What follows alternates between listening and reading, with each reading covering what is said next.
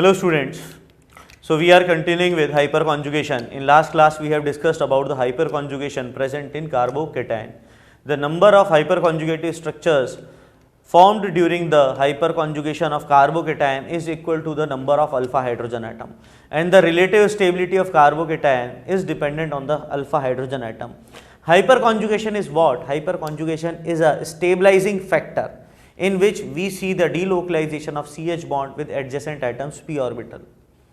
It was defined to explain the relative stability order of alkene, carbocation, carbon free radical and alkyne and benzene derivatives, alkyl benzene derivatives on the basis of alpha hydrogen atom. This effect was given by Baker and Nathan. इसलिए baker और Nathan के नाम पर यह effect define किया गया है. और दूसरी बात, सिग्मा बॉन्ड का डीलोकलाइजेशन है, इसलिए इसे सिग्मा बॉन्ड रेजोनेंस बोला जाता है. जब हाइपर कॉन्जुगेटिव स्ट्रक्चर लिखते हैं तो अपन कहते हैं हाइड्रोजन एटम अपना पोजीशन लूज नहीं करती है, बट हाइड्रोजन और कार्बन एटम के बीच का बॉन्ड गायब हो जाता है, इसलिए नाम क्या पड़ता है? No bond resonance. तो नो बॉन्ड रेजोनेंस बोला जाता है. CH बॉन्ड के सिग्मा इलेक्ट्रॉन p ऑर्बिटल की तरफ ट्रांसफर होते हैं, इसलिए सिग्मा बॉन्ड रेजोनेंस. बेकर और नाथन ने इफेक्ट दिया था, इसलिए बेकर नाथन इफेक्ट, और हाइपर कॉन्जुगेशन इसका जो नाम है. आज डिस्कस करेंगे second portion, delocalization of CH bond with C dot. मतलब किस पर बात कर रहे हैं? कार्बन फ्री रेडिकल की स्टेबिलिटी पर बात कर रहे हैं. स्टार्ट करेंगे इथाइल फ्री रेडिकल से.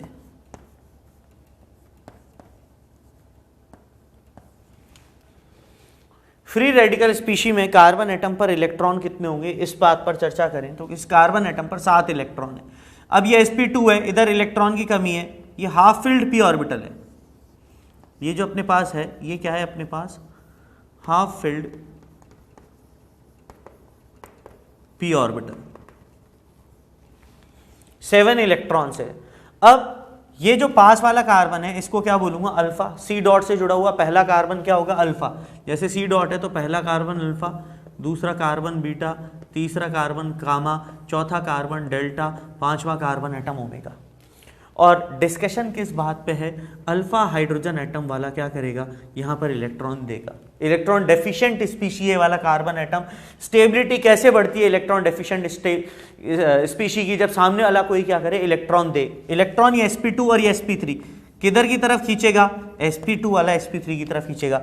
इसके पास पहले से ही एक इलेक्ट्रॉन प्रेजेंट है, तो पाई बॉन्ड बनाने के लिए CH बॉन्ड के कितने इलेक्ट्रॉन यूज होंगे? केवल एक इलेक्ट्रॉन. यहां पर आकर इसके एक इलेक्ट्रॉन के साथ पाई बॉन्ड बना देगा और एक इलेक्ट्रॉन किस पे रह जाएगा? इसके हाइड्रोजन एटम पे. नो बॉन्ड रेजोनेंस वाले स्ट्रक्चर पे अगर अपन बात करें, CH, इस हाइड्रोजन एटम पे एक इलेक्ट्रॉन दिखाएंगे ऑड, यहां पर CH, और इधर हो गया अपना कंप्लीट ऑक्टेट. कार्बन एटम पर 4 बॉन्ड बना दिए, एक पाई बॉन्ड और 3 सिग्मा बॉन्ड. यहां पर कोई बॉन्ड नजर नहीं आ रहा है, इसलिए इसको क्या बोला जाता है? नो बॉन्ड रेजोनेंस बोला जाता है. सिग्मा इलेक्ट्रॉन ट्रांसफर हो रहे हैं, इसलिए इसको क्या बोला जाएगा? Sigma bond resonance. फिर अपन बात करेंगे स्टेबिलिटी ऑफ C डॉट किसके डायरेक्टली प्रोपोर्शनल होगी? Number of alpha H atom की. हाइपर कॉन्जुगेटिव स्ट्रक्चर जो है वो कितने आएंगे? Alpha hydrogen atom plus 1. Interaction किस किस का हो रहा है? सिग्मा वाले का p ऑर्बिटल के साथ, सिग्मा भी interaction occurs in case of hyperconjugation in carbon free radical. Number of alpha hydrogen atom कितने? 3 है. अगला जो स्ट्रक्चर है वो इस तरीके से है कि अगर अपन यहां से हाइड्रोजन से दे सकते हैं तो 2 इलेक्ट्रॉन इधर हैं, यहां से भी एक इलेक्ट्रॉन पाई बॉन्ड बनाने के लिए दिया जा सकता है. यहां पर भी 2 इलेक्ट्रॉन है, C और H वाला. C वाला यहां पर भी इलेक्ट्रॉन दे सकता है. तो अगली स्ट्रक्चर क्या आएगी? लेफ्ट हैंड वाली हाइड्रोजन एटम पे डॉट बनाया, ये 2 सिग्मा बॉन्ड इस कार्बन एटम पे, और यहां पर ये पाई बॉन्ड के साथ 2 सिग्मा बॉन्ड, 3 सिग्मा और एक पाई इधर. एक और स्ट्रक्चर H C H, नीचे वाले ने इलेक्ट्रॉन दिया तो स्ट्रक्चर ये वाली आ गई. अब जितनी अल्फा हाइड्रोजन एटम होगी उतना ही ज़्यादा क्या होगा, इलेक्ट्रॉन क्या मूवमेंट होगा। अब दूसरी बात अपन यहाँ पर क्या लिखेंगे, MOT explanation.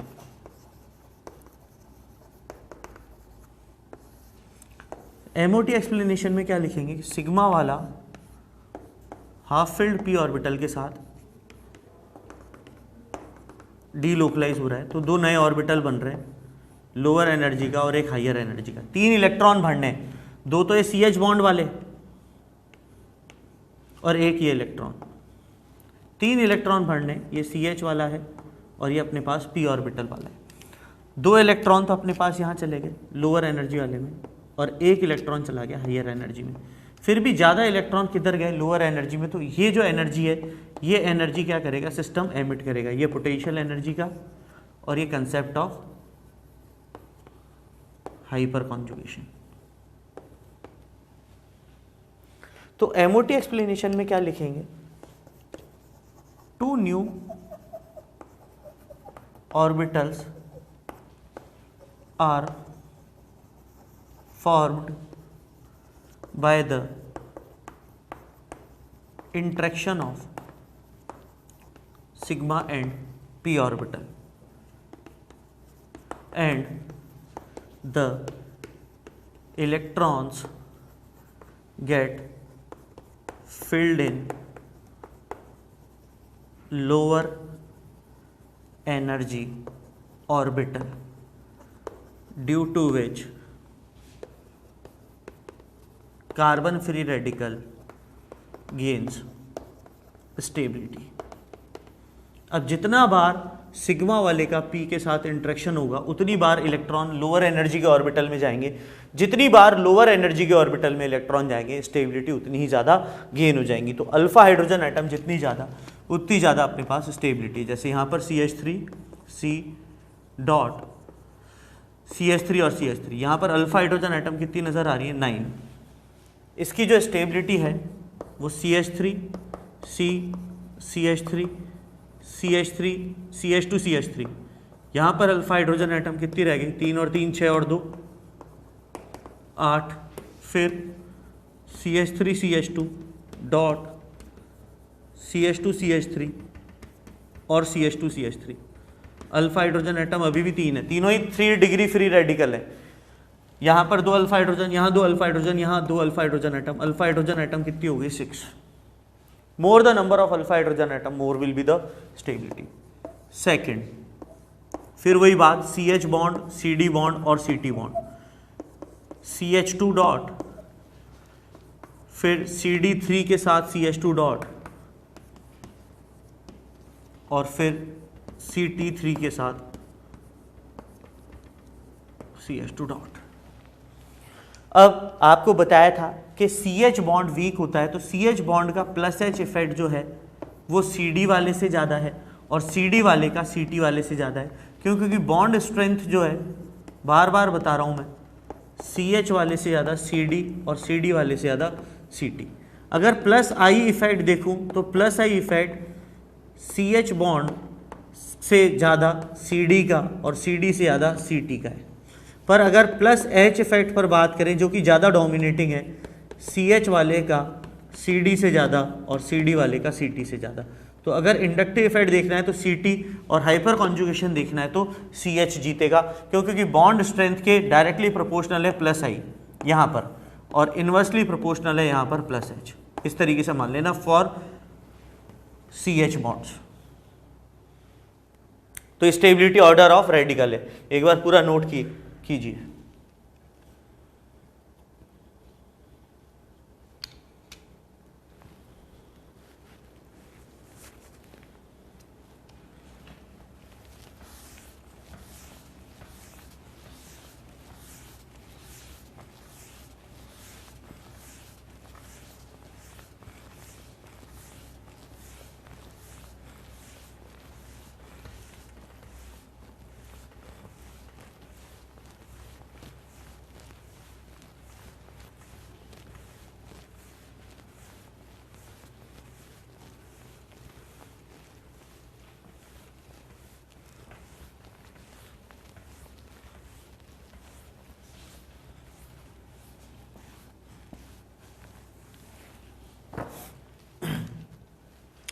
So this was the case of carbon free radical. Now third case जो कि काफी इंपॉर्टेंट है वो क्या है, CH bond conjugation with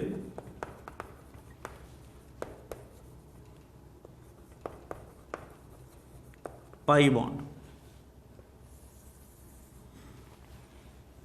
hyper conjugation किसका, एल्कीन का.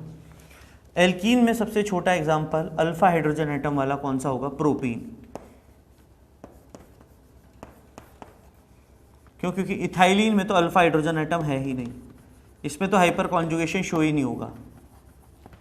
क्यों, क्योंकि अल्फा हाइड्रोजन एटम नहीं है, अल्फा हाइड्रोजन एटम नहीं है तो हाइपर कॉन्जुगेशन नहीं. ये अपन ने लिखी है प्रोपीन. प्रोपीन में अल्फा हाइड्रोजन एटम कितने नजर आ रहे हैं, 3. ये सिग्मा.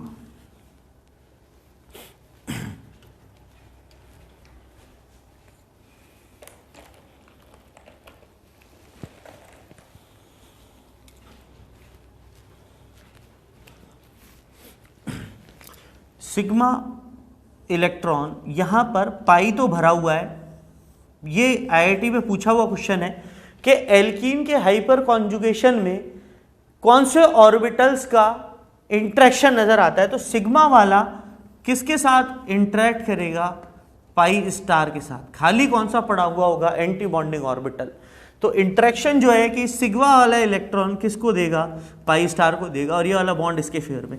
मैथमेटिकली अगर अपन बात करें तो इसको क्या करो, एनाइन की तरह तोड़ दो. यहां पे नेगेटिव चार्ज, ये CH, ये H पे पॉजिटिव चार्ज, और ये CH डबल बॉन्ड CH2. ये शॉर्ट ट्रिक बता रहा हूं.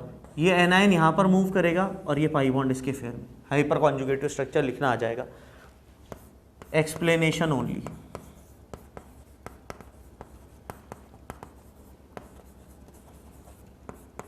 Not a theory.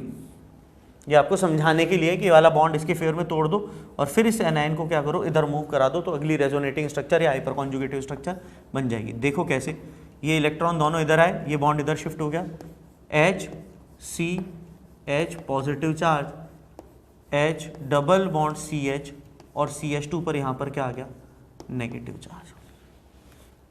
तो सिग्मा वाला बॉन्ड किसके साथ इंटरेक्ट हुआ, vacant orbital pi star, that is the anti bonding orbital. अब वही बात है, तीनों अल्फा हाइड्रोजन एटम एक एक बार इस तरीके से क्या कर सकते हैं, शिफ्ट कर सकते हैं. यहाँ पर हाइड्रोजन, यहाँ हाइड्रोजन, ये positive charge, double bond CH, CH2 पर नेगेटिव चार्ज, फिर एक hyper conjugative structure CH H, नीचे वाली हाइड्रोजन पे positive charge, double bond CH, और CH2 पे नेगेटिव चार्ज. अब खास बात यहाँ पर क्या क्या लिखेंगे, पहली चीज़ तो स्टेबिलिटी ऑफ एल्कीन किस पे डायरेक्टली प्रोपोर्शनल होगी, number of alpha H atom. सबसे इंपॉर्टेंट बात कि किसी भी एल्कीन की स्टेबिलिटी कैसे देखी जाएगी, जिसमें जितनी ज़्यादा अल्फा हाइड्रोजन एटम होगी. फिर हाइपर कॉन्जुगेटिव स्ट्रक्चर कितने होंगे, अल्फा हाइड्रोजन एटम +1. फिर इंट्रैक्शन किसका होगा, sigma pi star interaction occurs in case of hyper conjugation in alkene. ये IIT प्रीवियस ईयर क्वेश्चन है. ठीक है. अब MOT एक्सप्लेनेशन की स्टेबिलिटी बढ़ कैसे रही है,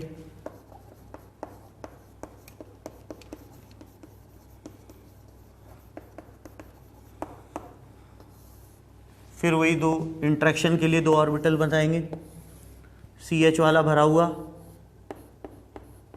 और पाई स्टार वेकेंट. ये सिग्मा और ये पाई स्टार दोनों के इंट्रैक्शन से दो नए ऑर्बिटल, एक लोअर एनर्जी का और एक हायर एनर्जी का. लोअर एनर्जी में दोनों इलेक्ट्रॉन गए, इतनी एनर्जी सिस्टम क्या करेगा, एमिट करेगा हाइपर कॉन्जुगेशन के नाम पर. ये पोटेंशियल एनर्जी और ये हाइपर कॉन्जुगेशन इन एल्कीन. तो मोर the number of alpha hydrogen atom, more will be the probability of sigma and pi star interaction. तो यहाँ पर क्या लिखेंगे, मोर the number of alpha H atom, more will be the probability of interaction between sigma and pi star, due to which the electrons are transferred in lower energy orbital, due to which alkene gains stability by emitting the energy explained by hyperconjugation. ये energy जो emit करेगा उसके कारण system क्या होगा, stability gain करेगा। एक बार note कीजिए, बहुत इंपॉर्टेंट है।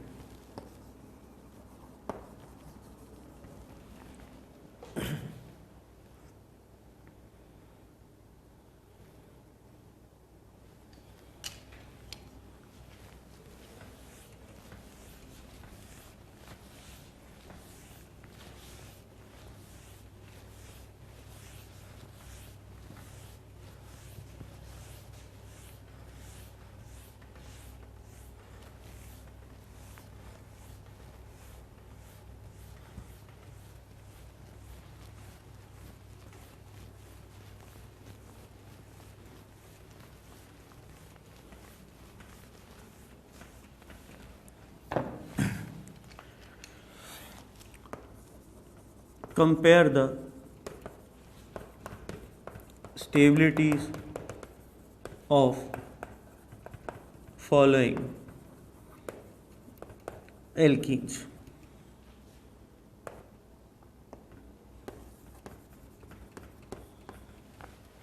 एल्कीन के स्टेबिलिटी ऑर्डर पर बात करनी है।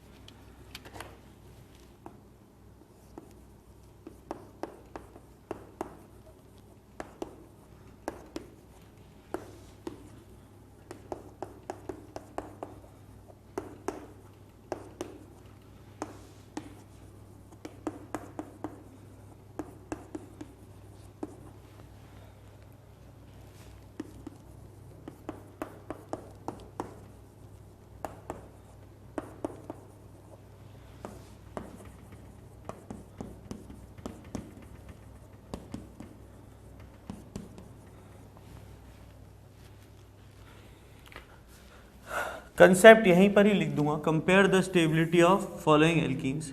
एल्कीन्स की जो स्टेबिलिटी है डायरेक्टली प्रोपोर्शनल किसके हो गई, number of alpha H atom.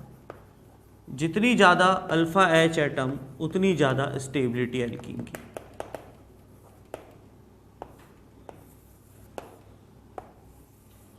Alpha hydrogen गिनना आपको सबसे पहले सिखाया था मैंने। इथाइलिन है,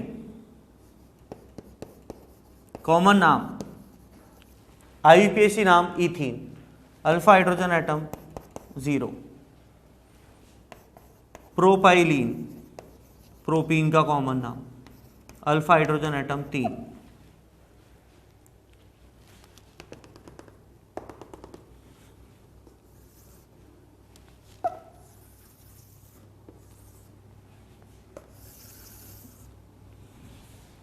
इंपॉर्टेंट, क्वेश्चन ओरिएंटेड, इन तीनों का बहुत ज्यादा इंपॉर्टेंट है। Alpha hydrogen atom 6, alpha hydrogen 6, alpha hydrogen 6।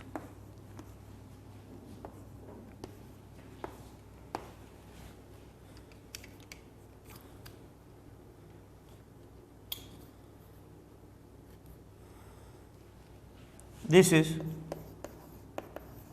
Sis two butene, methyl methyl group are closer to each other. Cis और ट्रांस में ट्रांस वाले की स्टेबिलिटी क्या होगी, ज़्यादा होगी, ट्रांस टू ब्यूटीन, और ये हमारे लिए है आइसोब्यूटाइलिन। आइसोब्यूटाइलिन की स्टेबिलिटी सिस और ट्रांस वाले से ज़्यादा क्यों है? पहले तो स्टेरिक क्राउडिंग नहीं है यहाँ पर। क्यों नहीं है? क्योंकि यहाँ पर 120 डिग्री का बॉन्ड एंगल होता है सेपरेशन, तो मिथाइल मिथाइल ग्रुप अलग अलग तरफ हैं। अब ब्यूटीन से, 2 ब्यूटीन से आइसोब्यूटाइलिन की स्टेबिलिटी क्यों ज़्यादा है, इसका एक्सप्लेनेशन यहाँ पे लिख रहा हूँ।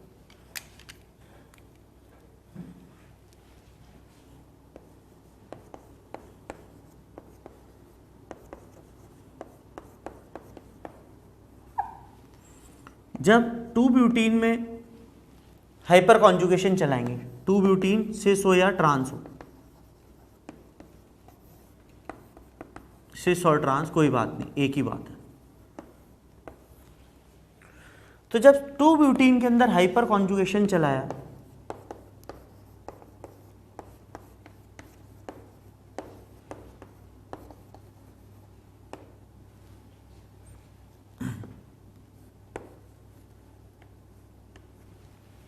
तो जो नेगेटिव चार्ज है वो कौन से कार्बन एटम पर आ रहा है, 2 डिग्री कार्बन पे।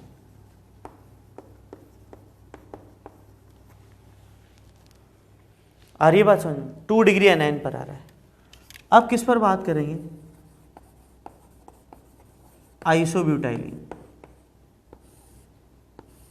और यहां पर 2 ब्यूटीन में क्या है, ये वाला इधर चलेगा, और अगर इस पे इधर ये अल्फा हाइड्रोजन एटम इसके अपोज में चलेगा, मतलब साइमल्टेनियसली नहीं चल सकते। ये वही बात हो गई क्रॉस कॉन्जुगेशन और लीनियर कॉन्जुगेशन की। तो ये तो क्रॉस कॉन्जुगेशन है, ये इधर चलेगा तो ये इधर नहीं चल सकता, ये इधर से चल रहा है तो वो उधर से नहीं आ सकता। अभी इस वाले ये वाला बॉन्ड यहाँ से नहीं मूव होगा। तो ट्रू ब्यूटीन में क्रॉस कॉन्जुगेशन टाइप है। आइसोब्यूटिलीन में सपोर्टिव कॉन्जुगेशन है, जैसे CH2H, C double bond CH2 और CH3, ये बॉन्ड अल्फा वाला यहाँ, ये बॉन्ड इसके फेवर में। जो हाइपर कॉन्जुगेटिव स्ट्रक्चर बनेगा CH2 double bond C, CH2 पे नेगेटिव चार्ज, यहाँ CH3 और इस H पे यहाँ पॉजिटिव चार्ज। तो जो नेगेटिव चार्ज है वो नेगेटिव चार्ज कौन से कार्बन एटम पर आ रहा है, 1 डिग्री एनायन। और 1 डिग्री एनायन की स्टेबिलिटी 2 डिग्री एनायन से क्या होगी, ज़्यादा होगी। तो ज़्यादा इफेक्टिव रेजोनेंस किस में है, आइसोब्यूटाइलिन में। यहाँ पर थ्योरी में भी लिख देंगे, while making hyperconjugative structures from 2-butene and isobutylene, it is clear that 1 degree anion formed during isobutylene is relatively more stable, thus extent of hyperconjugation is more and is more stable alkene. उसमें 1 degree anion बनने के कारण और यहाँ 2 degree anion बनने के कारण किसकी स्टेबिलिटी ज़्यादा है, 1 डिग्री एनायन की 2 डिग्री एनायन से। जो 1 डिग्री एनायन की स्टेबिलिटी ज़्यादा है तो एक्सटेंट ऑफ हाइपर कॉन्जुगेशन भी किस में ज़्यादा होगा, आइसोब्यूटाइलिन में। इसलिए आइसोब्यूटाइलिन की ट्रांस टू ब्यूटीन से ज़्यादा और ट्रांस टू ब्यूटीन की सिस टू ब्यूटीन से। सिस टू ब्यूटीन और ट्रांस टू ब्यूटीन में स्टेरिक क्राउडिंग, पास पास मिथाइल ग्रुप, दूर दूर, और यहाँ पर दोनों तरफ से सपोर्टिव, और यहाँ पर क्रॉस कॉन्जुगेशन वाला मामला है। फिर यहाँ पर तो बहुत आसानी से कितने अल्फा हाइड्रोजन एटम, 9, और यहाँ पर अल्फा हाइड्रोजन एटम कितने, 12। तो ये अपने पास एक पूरा का पूरा स्टेबिलिटी ऑर्डर आ गया एल्कीन का। नोट करो पूरा एक बार।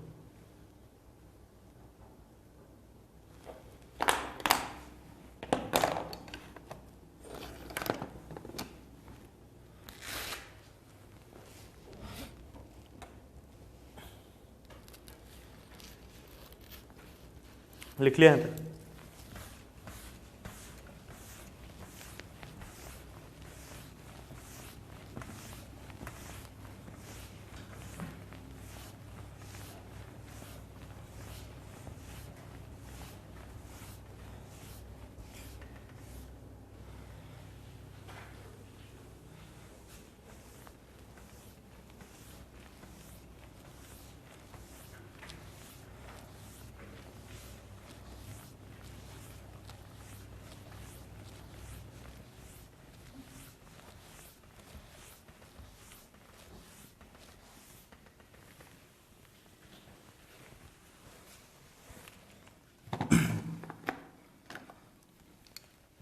और ऑर्डर पर बात करते हैं स्टेबिलिटी एल्कीन्स की।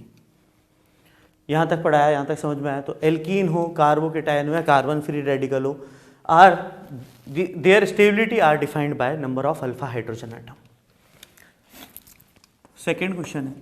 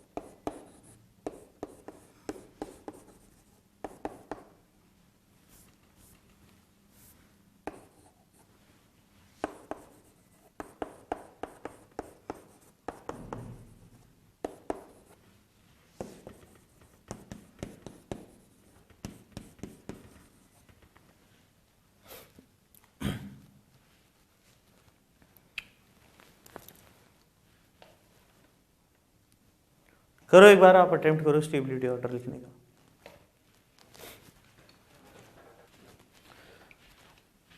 देखो, पहला कंसेप्ट तो कॉन्जुगेशन और रेजोनेंस का ही लगाना है। Hyper conjugation is the second defining effect of stability.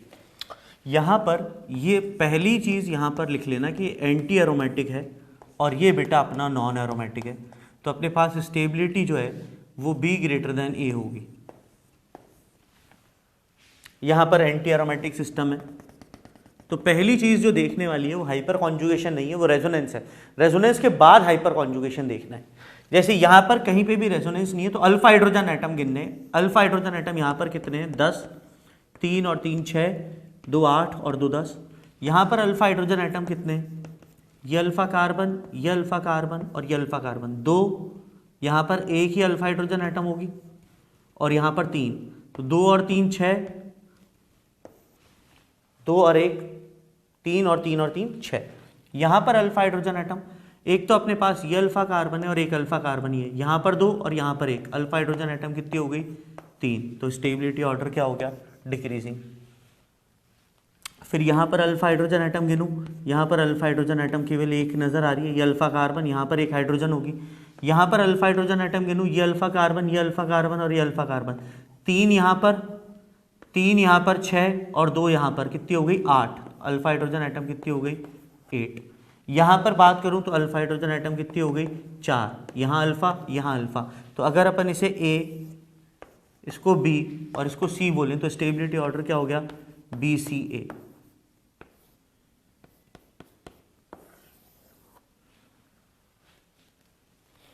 फिर ये चीज़ ध्यान रखना, एंगल स्ट्रेन के आधार पर सबसे कम एंगल स्ट्रेन किस पर है?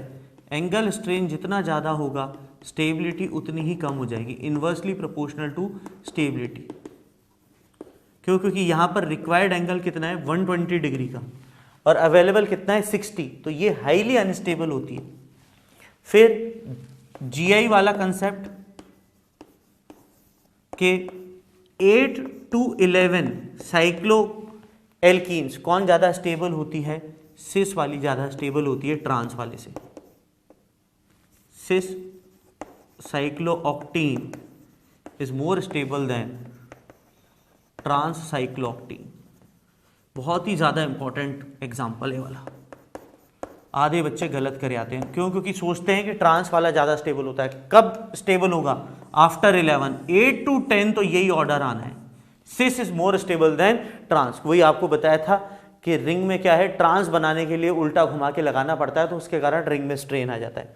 फिर ये अभी वही वाला कंसेप्ट बताया, सिस वाले से ज़्यादा स्टेबल ट्रांस और ट्रांस वाले से ज़्यादा स्टेबल आइसोब्यूटाइलिन। तो ये बार बार लिखा रहा हूँ, याद ही रख लेना। सिस टू ब्यूटीन से ज़्यादा स्टेबल ट्रांस टू ब्यूटीन और ट्रांस टू ब्यूटीन से ज़्यादा स्टेबल आइसोब्यूटाइलिन। वही इफेक्टिव कॉन्जुगेशन 1 डिग्री एनाइन पर आएगा नेगेटिव चार्ज और यहाँ पर 2 डिग्री पर आएगा। करिए, नोट कीजिए।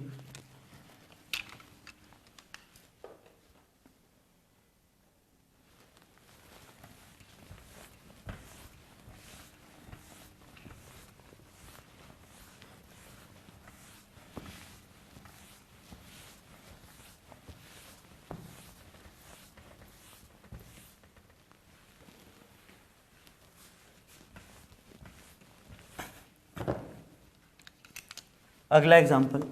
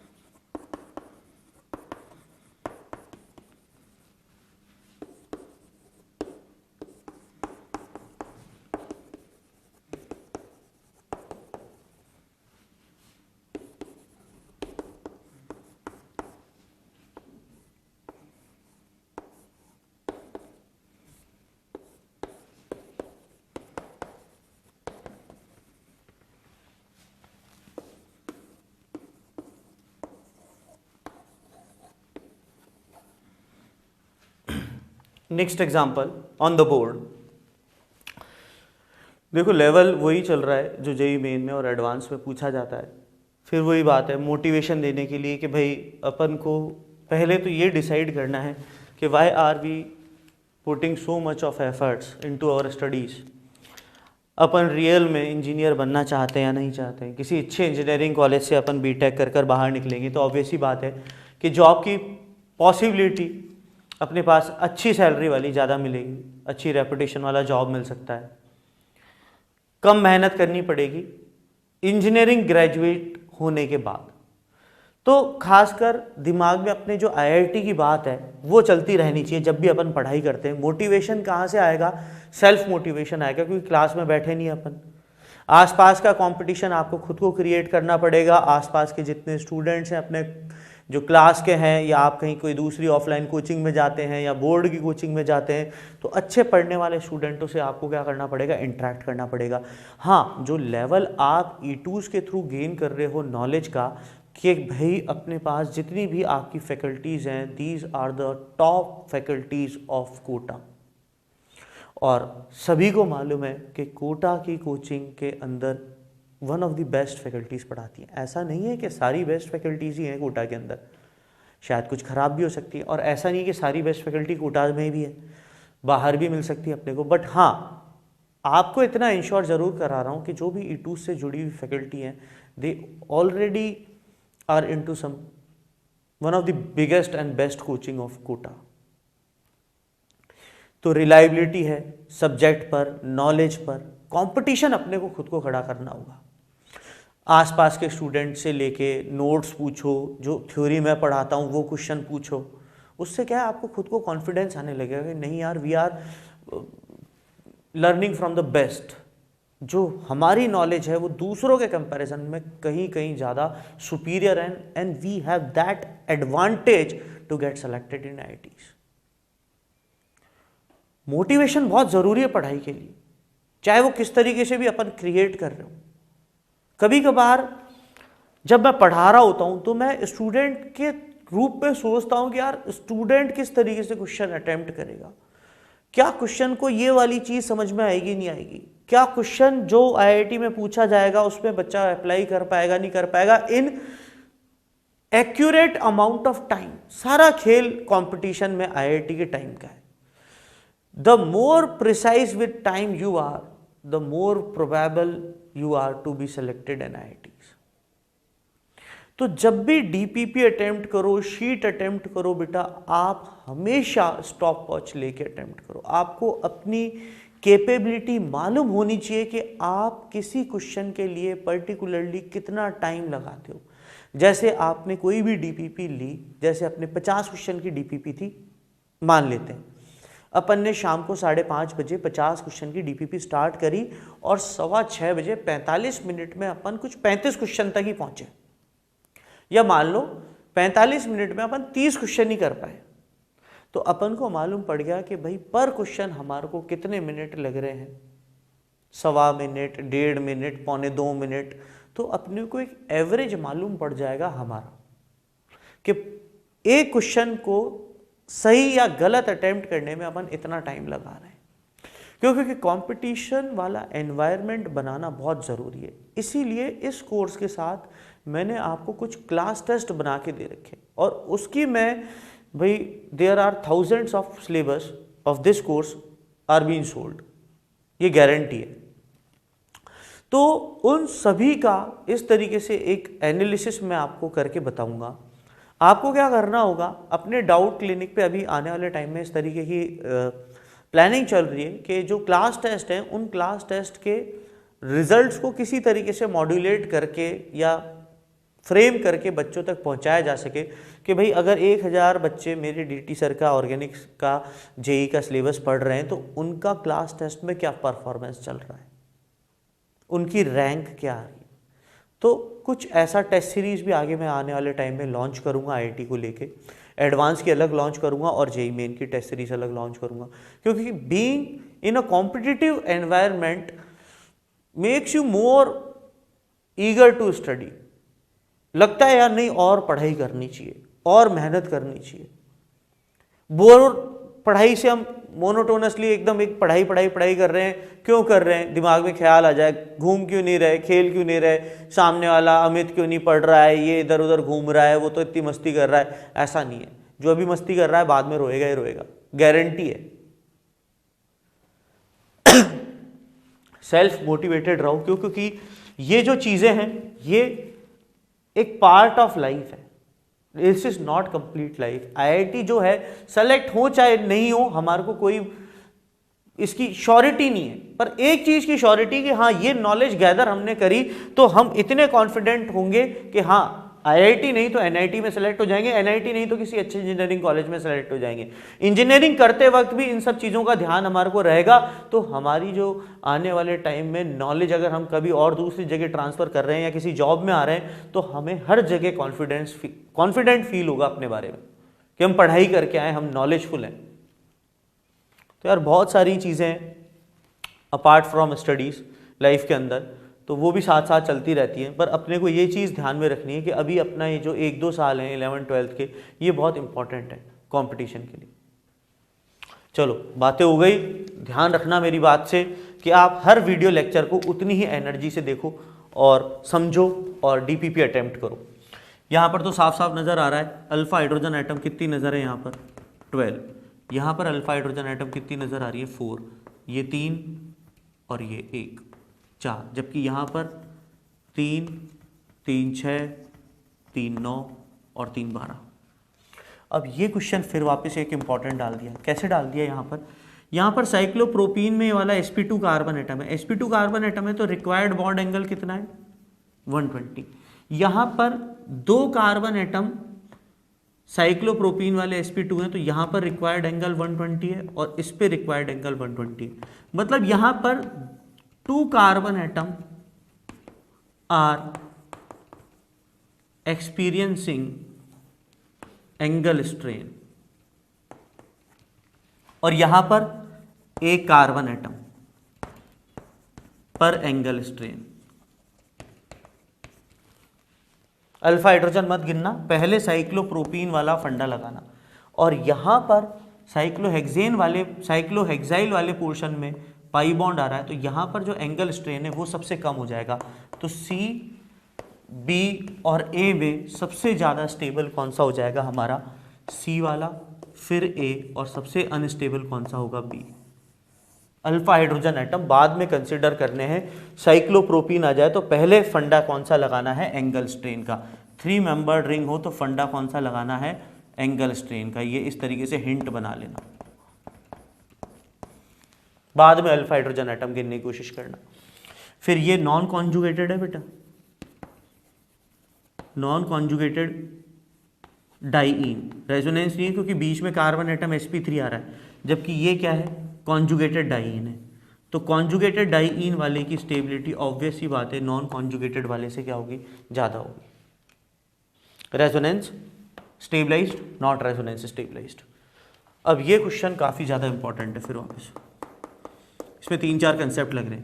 पहले तो अल्टरनेट पोजीशन पे पाई बॉन्ड है, यहाँ पर भी अल्टरनेट पोजीशन पे पाई बॉन्ड है, तो ये दोनों कौन सी है कॉन्जुगेटेड एल्कीन है। तो रेजोनेंस तो है ही है और प्लस अल्फा हाइड्रोजन एटम पे ऊपर वाली में कितने नजर आ रहे हैं 6, जबकि यहाँ पर अल्फा हाइड्रोजन एटम कितने नजर आ रहे हैं 2। तो कॉन्जुगेटेड डाइईन और ये भी कॉन्जुगेटेड डाइईन।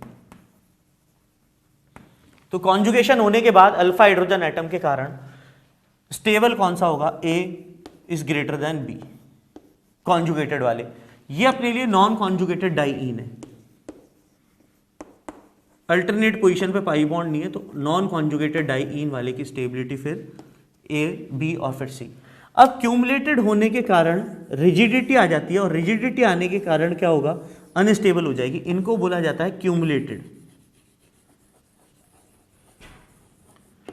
क्यूमुलेटेड डाइईन की स्टेबिलिटी जो है कम होगी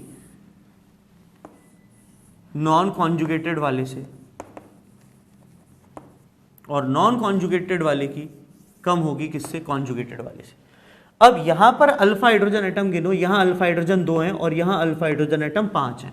यहां पर अल्फा हाइड्रोजन एटम 2 हैं और यहां अल्फा हाइड्रोजन एटम 5 है। तो ऑब्वियस ही बात है क्यूमुलेटेड में भी कैसे कंपेयर करूंगा on the basis of alpha hydrogen atom. तो ए बी सी फिर अपना कौन सा आ जाएगा, अच्छा सी तो लिखा ही नहीं है, ए बी सी ये डी है और ये वाला अपना ई वाला पोर्शन है A B C D.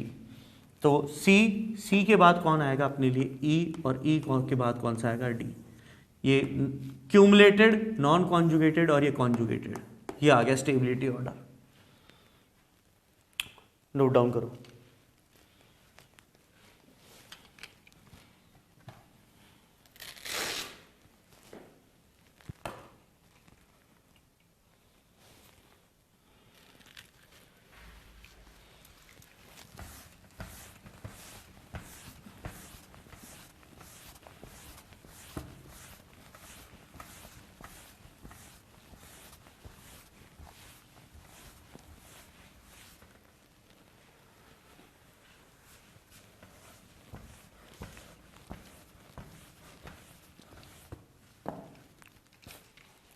Hyper conjugation के through stability order of alkenes, और बहुत सारे एग्जाम्पल बन जाएंगे, वो धीरे धीरे देखेंगे अपन।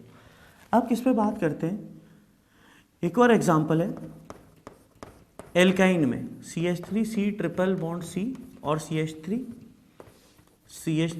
CH2 C triple bond CH। Alkyne में भी ध्यान रखना, जितनी ज़्यादा अल्फा हाइड्रोजन एटम उतनी ज़्यादा stability.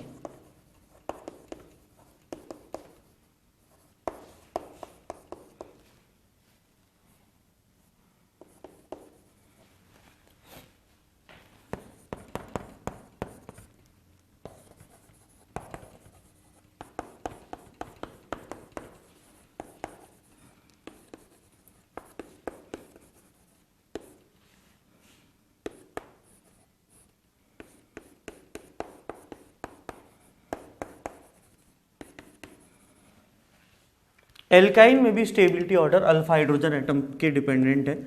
Alpha hydrogen atom alkyne पर 6, अल्फा हाइड्रोजन एल्काइन पे 2, स्टेबिलिटी क्या होगी 1 ग्रेटर देन 2। यहाँ पर अल्फा हाइड्रोजन एटम कितनी है 4, यहाँ पर अल्फा हाइड्रोजन एटम कितनी आ गई 5। फिर यहाँ पर देखूँ अल्फा हाइड्रोजन एटम कितनी नज़र आ रही 4, यहाँ पर अल्फा हाइड्रोजन एटम गिने तो अल्फा हाइड्रोजन एटम कितनी नज़र आ रही है 2। स्टेबिलिटी ऑर्डर एल्काइन का भी किस पे डिपेंडेंट होगा, on the alpha hydrogen atom. वही बात है, यहाँ से अल्फा हाइड्रोजन एटम यू, ये बॉन्ड इसके फेवर में, तो हाइपर कॉन्जुगेशन इस तरीके से मूव कराना है एल्काइंस की केस में। नोट करो यहाँ तक, more the number of alpha hydrogen atom more is the stability of alkyne.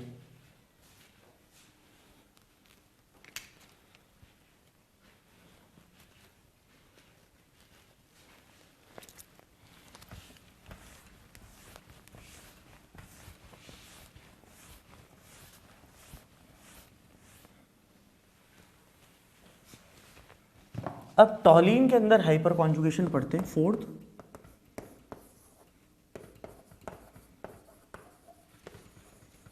Hyper conjugation in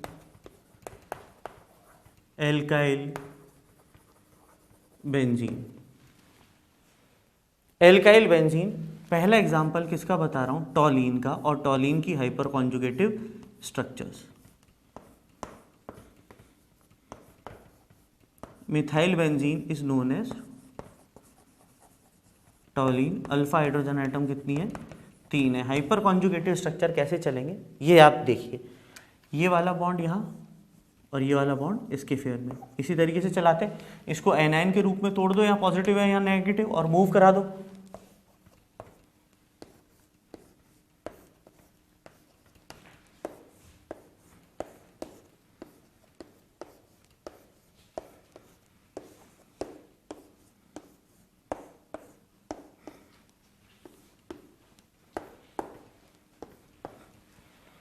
structure बनाए, नेगेटिव चार्ज यहाँ पर आ गया, यहाँ पाई बॉन्ड, यहाँ हाइड्रोजन, यहाँ पर हाइड्रोजन, और इस हाइड्रोजन पे positive charge, but never loses its position. Pi bond, ये एनायन पार्ट क्या होगा ऑर्थो, ऑर्थो से उठ के कहाँ चला जाएगा पैरा,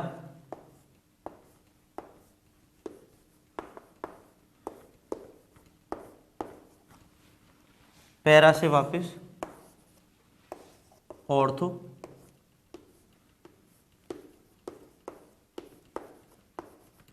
और ऑर्थो से वापस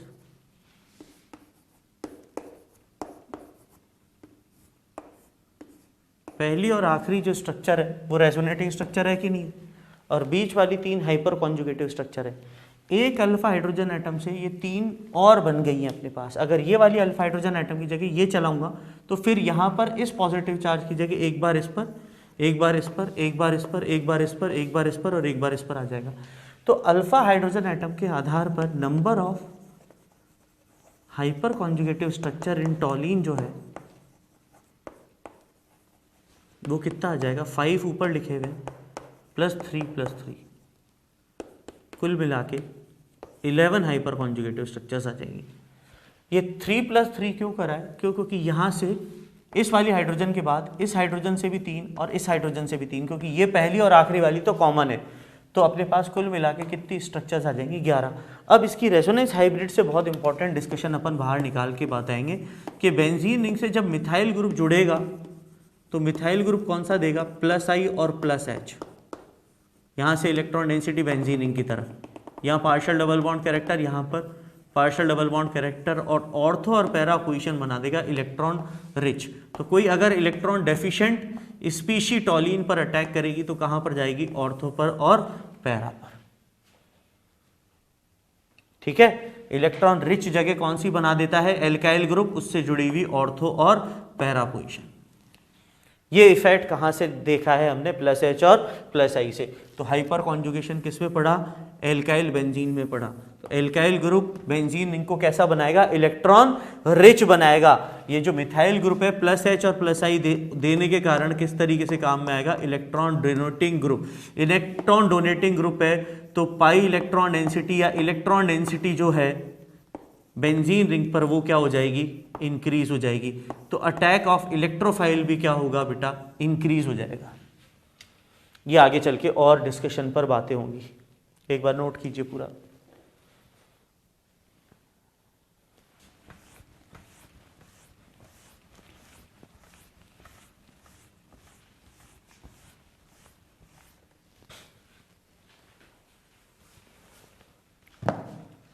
अब एक छोटा सा क्वेश्चन आता है कि थर्मोडायनेमिकली ऑर्थोजाइलिन है और मेटाजाइलिन है, या पैराजाइलिन पर बात करते हैं ताकि स्टेरिक क्राउडिंग का भी फंडा इंक्लूड नहीं हो। ए और बी पैराजाइलिन है और मेटाजाइलिन है, थर्मोडायनेमिकली कौन स्टेबल है, compare the stability, compare and explain the stability order. अब देखो यहां से जब अल्फा हाइड्रोजन एटम चलेगा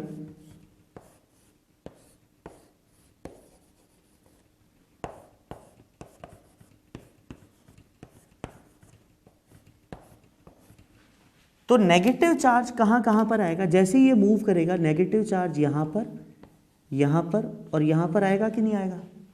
तो negative charge 3 degree carbon atom पर आ रहा है कि नहीं आ रहा, 3 डिग्री एनायन पर। ये +I लगा रहा है यहाँ से और ये एक दूसरे को अपोज करेगा, इसका +H इफेक्ट और इसका +H इफेक्ट एक दूसरे को अपोज करेगा। पर मेटाजाइलिन में ऐसा कभी भी नहीं है। मेटाजाइलिन में इससे आने वाली हाइड्रोजन एटम यहाँ पे नेगेटिव, यहाँ पे नेगेटिव और यहाँ पे नेगेटिव बनाएंगे, और यहाँ पर इस मिथाइल ग्रुप से आने वाली हाइड्रोजन एटम यहाँ से देंगे तो उससे जुड़े हुए यहाँ पर ये ऑर्थो और ये पैरा, तो सेम जगह पे नेगेटिव चार्ज लाएंगे तो एक दूसरे के लिए पॉजिटिव पॉइंट है। और कोई भी नेगेटिव चार्ज 3 डिग्री पे नहीं आ रहा, सारे के सारे कार्बन एटम कौन से 2 डिग्री, जबकि यहाँ पर कौन सा कार्बन एटम आ गया 3 डिग्री। मिथाइल ग्रुप इसको क्या करेगा, अपोज करेगा। तो ज़्यादा इफेक्टिव रेजोनेंस किस में है, मेटाजाइलिन में। तो स्टेबिलिटी जो होगी थर्मोडायनेमिकली वो बी वाले की ए वाले से क्या होगी, ज़्यादा निकल कर आएगी। करो नोट करो।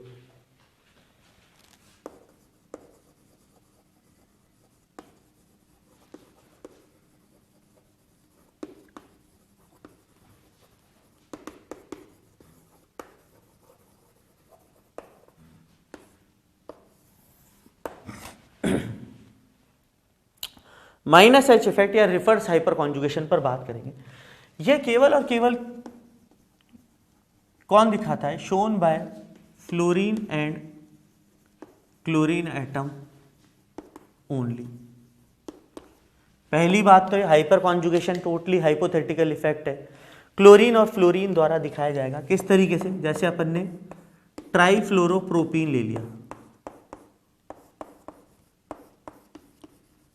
तो रिवर्स हाइपर कॉन्जुगेशन का मतलब क्या है, ये सिग्मा कभी भी इधर नहीं देगा, ये सिग्मा हमेशा फ्लोरीन के फेवर में टूटेगा। तो ये पाई बॉन्ड क्या करेगा बेटा, बैकअप देगा। तो यहाँ पर इसका सिग्मा वाला वो तो किसके साथ इंटरेक्ट हो रहा है, पाई स्टार के साथ ही इंटरेक्ट होगा, बट ये इधर खींचेगा इलेक्ट्रॉन, तो ये कौन सा हो गया, माइनस एच इफेक्ट। देने की जगह पर सिग्मा इलेक्ट्रॉन क्या हो रहे हैं, विड्रॉ हो रहे हैं। अगली जो हाइपर कॉन्जुगेटिव स्ट्रक्चर है उसमें फ्लोरीन एटम पर क्या आएगा, नेगेटिव चार्ज, यहाँ पर फ्लोरीन, ये double bond carbon atom CH, और इस CH2 पर क्या आ गया, पॉजिटिव चार्ज। ऐसी ही दो रेजोनेटिंग स्ट्रक्चर और मिल जाएंगे, इस फ्लोरीन पे negative charge, double bond CH और CH2 पे पॉजिटिव चार्ज। एक स्ट्रक्चर और आ जाएगी, लेफ्ट वाले फ्लोरीन पे negative charge, carbon, fluorine, fluorine, double bond carbon CH और CH2 पॉजिटिव चार्ज। तो इलेक्ट्रॉन विड्रॉ कर लिए, इस इफेक्ट को क्या बोलेंगे, minus H effect, reverse hyper conjugation, उल्टा खींच लिया। अगला एग्जांपल जो है ट्राइक्लोरोटोलिन पर है।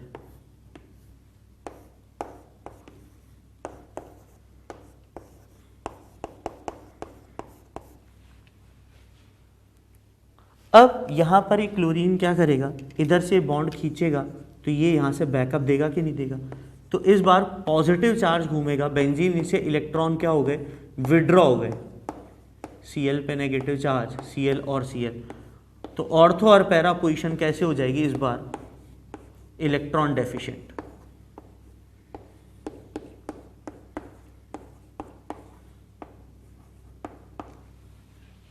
ये बैकअप यहां,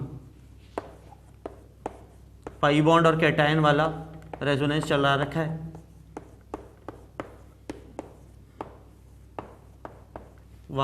फिर वापस ये यहाँ पे ये बॉन्ड इसके फेवर में,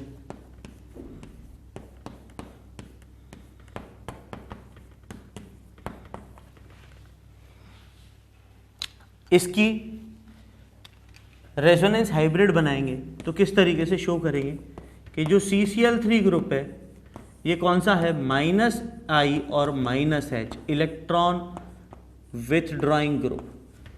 यहाँ से भी -I दिखाएगा और पाई इलेक्ट्रॉन्स भी खींचेगा और ऑर्थो और पैरा पोजीशन बना देगा डेल पॉजिटिव। इसे बोलते हैं रिवर्स हाइपर कॉन्जुगेशन।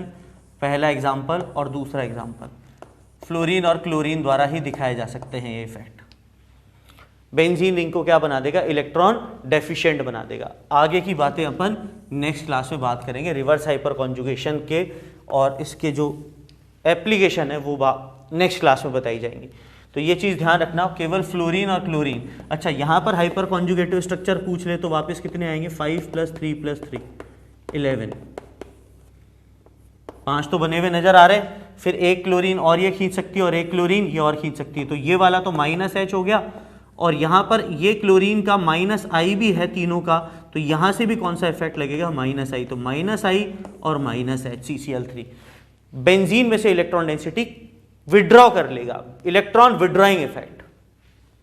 और ये भी बहुत इंपॉर्टेंट क्वेश्चन कि पैराजाइलिन ज़्यादा स्टेबल है या मेटाजाइलिन, कंसेप्ट वही है आइसोब्यूटाइलिन और 2-ब्यूटीन वाला। ठीक है, बाकी का नेक्स्ट क्लास में यहाँ से कंटिन्यू करेंगे। Thank you.